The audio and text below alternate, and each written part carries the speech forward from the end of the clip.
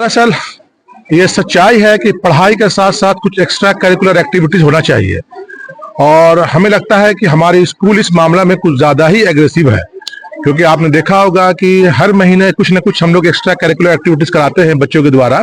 इसके पीछे सिर्फ एक ही कारण है। और जब मैं आज सुबह उठा तो मैंने आज प्रभात खबर का एक न्यूज पढ़ा, जिसमें मैंने देखा कि बच्चे कैसे मोबाइल की दुनिया में खो करके अपनी पूरी कैरियर को वो तबाह कर रहे हैं। यहाँ तक कि मोबाइल में बच्चे इतना खो जा रहे हैं कि अगर उनके पेरेंट्स उनकी आवाज देते हैं बुलाने के लिए तो बच्चे आते नहीं है, बल्कि मोबाइल में गुम हो जाते हैं। और अगर उनसे मोबाइल ले लिया जाता है तो उनका रिएक्शन बहुत एग्रेसिव होता है, बहुत वो गुस्सा में आ जाते हैं और माँ बाप के साथ भी कभी कभी बदतमीजी कर देते हैं। इस तरह का आर्टिकल उसमें है। तो वो आर्टिकल मैं पढ़ा तो मुझे बहुत शौक हुआ, आज ही पढ़ा, लेकिन हमने पहले भी कई बार इस तरह के आर्टिकल पढ़े थे।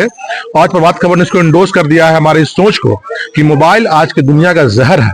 अगर हम अपने बच्चों को मोबाइल से दूर रखते हैं तो यकीन मानिए कि बच्चा जो स्कूल या घर में जो तालीम और तरबियत हो रही है बच्चों को, उस मोबाइल के दूर होने की वजह से वो काफी अच्छा वो डेवलप करेगा और आगे बढ़ेगा।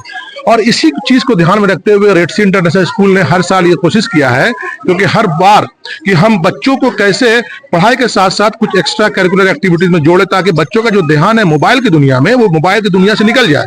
क्योंकि बच्चे अगर कुछ बनाने में, कुछ काम करने में, कुछ पेंट करने में, कुछ एक्टिविटी करने में इन्वॉल्व होंगे, जुड़ेंगे, तो उनका पूरा फोकस स्कूल के कुछ क्रिएटिविटी में होगा। और हर बच्चे के अंदर एक नई नई क्रिएटिविटी होती है, तो उसको उभारने में हम लोग लगे रहते हैं हर माध्यम से, कभी फूड फेस्टिवल के माध्यम से, कभी साइंस एंड क्राफ्ट के माध्यम से, कभी पेंटिंग कंपटीशन के माध्यम से, कभी स्पोर्ट्स डे के माध्यम से। तो हम लोग चाहते हैं कि बच्चे के अंदर में जो छुपा हुआ टैलेंट है वो बाहर आए। बाहर आएगा तभी जब हम उनको फ्री हैंड देंगे, जब हम उनके बताएंगे कि आपको ये सब्जेक्ट है, क्लास वाइज कुछ सब्जेक्ट है, तो आप बताइए उस चीज को जब आप पढ़ते हैं तो पढ़े हुए चीजों को आप प्रैक्टिकली अपने आप को निकालिए। वो फोकस लगाते हैं, मेहनत करते हैं, तो कम से कम हम ये कोशिश करते हैं और हम कामयाब हैं कि हमारे बच्चे बहुत हद तक मोबाइल से दूर हो चुके हैं, क्योंकि उन्हें मजा आता है इस तरह के एक्टिविटीज करने में।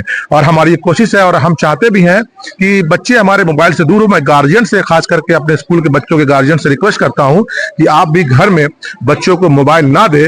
जरूरत के मुताबिक बड़े बच्चे जो हैं, अगर उनको लगता है कुछ एजुकेशनल पर्पज के लिए मोबाइल की रिक्वायरमेंट है, तो अपने निगरानी में मोबाइल दे और एक टाइम पीरियड में, टाइम बॉन्ड के साथ दे, 10 मिनट, 15 मिनट, आधा घंटा, ताकि बच्चे मोबाइल के यूज टू ना हो जाए, आदी ना हो जाए। अभी देखिए समाज में जिस तरह से बुराई फैल रही है और समाज जिस तरह से हमारा जो आगे बढ़ना चाहिए तालीम के मैदान में, वो नहीं बढ़ करके दूसरे मैदान में आगे बढ़ जा रहा है, तरह तरह का मामला सामने आ रहा है।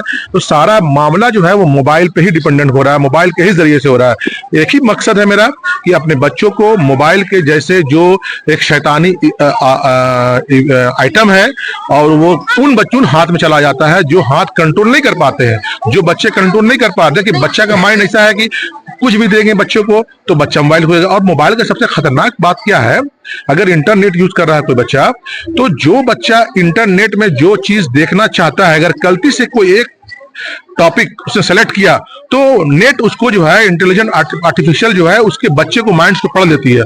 फिर उसी के तरह का, उसी के टाइप का वो पूरा मोबाइल में कंटेंट डालना शुरू कर देती है। तो बच्चों का मजा आता है कि अरे अभी ये देखा था, फिर सिमिलर आर्टिकल भी देखा, फिर आया, तो बच्चों को वो मोबाइल एडिट बना देता है। तो हम ये चाहते हैं कि बच्चों को अगर मोबाइल दे भी तो इंटरनेट ऑफ करके दे और पर्पसली दे, जितना उसको जरूरत है, उससे ज्यादा ना दे। और आप लोग स्कूल में आए हैं, देखिए प्री नर्सरी टू क्लास 9 के बच्चों ने अकॉर्डिंग टू टॉपिक उन्होंने अपने क्राफ्ट्स बनाए हैं, अपने प्रोजेक्ट्स बनाए हैं, वर्किंग मॉडल्स बनाए हैं। प्री नर्सरी टू प्रेप के जो बच्चे हैं उन्होंने आर्ट एंड क्राफ्ट से बनाए हैं। लाइक छोटे छोटे जो वेस्ट मटेरियल होते हैं उनसे जो वो बना सकते हैं यूजफुल चीजें, वो उन्होंने बनाए हैं। वैसे ही सब टॉपिक के अकॉर्डिंग ही उनको दिया गया है बच्चों को टॉपिक्स, ताकि विंटर वेकेशन जो कि एक थोड़ा लंबा वेकेशन होता है, ताकि वो मोबाइल से हट के वो अपने मॉडल्स को बनाने में वो टाइम को स्पेंड करें। मकसद है सब वेस्ट मटेरियल को फिर से रीयूज करना। जो बड़े बच्चों ने वर्किंग मॉडल्स जो बनाए हैं, उनसे उनको साइंस से रिगार्डिंग, उनके टॉपिक से जो उनके बुक्स में होते हैं उससे रिगार्डिंग ही हम लोग देते हैं वो टॉपिक्स। उनको नॉलेज से तभी कर पाते हैं। ये एक प्रैक्टिकल होता है, आप कह सकते हैं। लाइक थ्योरी हो गई जो आपके बुक्स में है, जो वो बच्चे पढ़ रहे हैं, मार्क्स ला रहे हैं, बट इस तरह के मॉडल्स बनाएंगे तभी वो उससे कनेक्ट हो पाते हैं। सारे नॉलेज, मैक्सिमम नॉलेज वो इस तरह से ही गेन कर सकते हैं। जी, मैं सोनी सितारा क्रिकेटर हूँ। मैं यहाँ एज ए प्रिंसिपल। मकसद होता है कि बच्चे, उसका मकसद होता है कि बच्चे जो है वो फ्यूचर के लिए एक अपने आप को प्रोजेक्ट कराएं।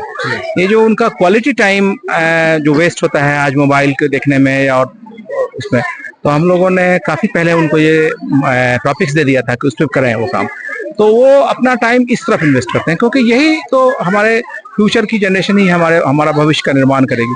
तो हम चाहते हैं कि आज से उनमें साइंटिफिक एंड आर्टिस्टिक हैबिट्स का इनकलकेशन हो जाए इस कम उम्र में ही, तो उससे वो बेहतर करेंगे और इस तरह से उनका ऑलराउंड डेवलपमेंट बच्चों का हम चाहते हैं।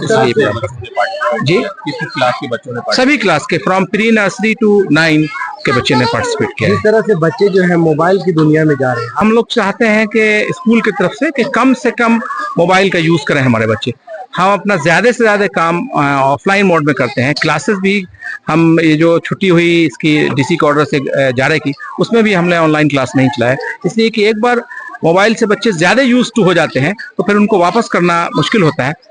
तो इस वजह से हम उनको मोबाइल से दूर भी रखते हैं और ये सब प्रोग्राम सब ज्यादा से ज्यादा इसलिए करते हैं कि बच्चे इस तरह के फिजिकल एक्टिविटीज में ज्यादा शामिल हो, ऐसे ही उनका टाइम वहां घट जाएगा। तो ये कोशिश है। मैसेज ये रहेगा कि ये बच्चे हमारे रेडसी के बच्चे, रेडसी इंटरनेशनल स्कूल के बच्चे आगे भविष्य में ऐसा कुछ करें कि इस मोहल्ले का, इस मुल्क का, इस शहर का नाम हो। और हम सब दो पार्ट है, एक तो एकेडमिक पार्ट है और एक एक्स्ट्रा करिकुलर है। तो बहुत सारे स्कूलों में हम देखते हैं कि एकेडमिक पार्ट तो उनका स्ट्रांग होता है, मगर एक्स्ट्रा करिकुलर पे ध्यान कम देते हैं। मुझे लगता है कि बच्चों का जो 50-50 होना चाहिए। अगर उनको करिकुलर एक्स्ट्रा करिकुलर एक्टिविटीज उनकी ज्यादा बहुत सारी चीजें सीखने को मिलती है।